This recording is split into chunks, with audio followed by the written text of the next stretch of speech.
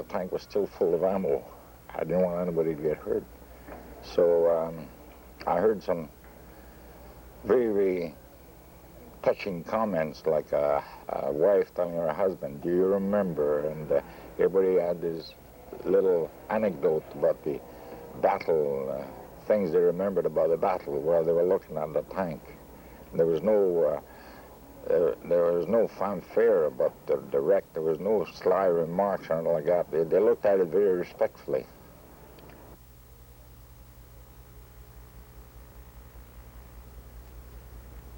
Hussars in Courcelles live in southwestern Ontario and have met many times since their service in Europe.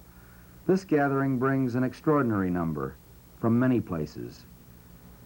Stuart Duncan, who was the commander of the First Hussars B Squadron, came from Miami, where he has worked with a savings and loan company for many years.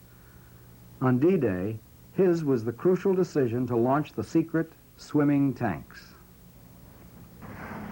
Major Duncan, can you tell us how a DD tank differed from a regular Sherman? Well, a DD had this extra skirt put around the whole periphery of the tank, and on here we had a canvas screen that went up about 14 feet in the front and then leveled down a little bit towards the back. In other words, they had a little bit of prow on the front.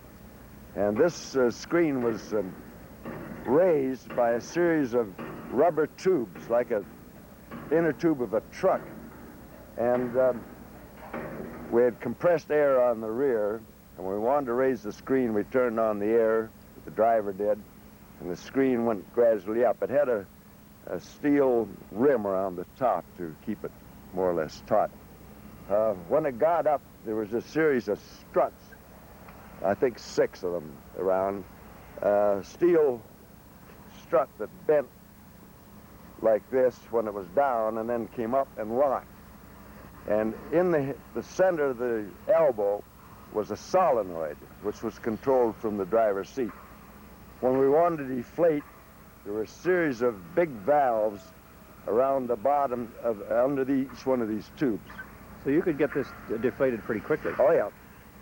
When Dixon pressed the right button, the solenoid broke the struts.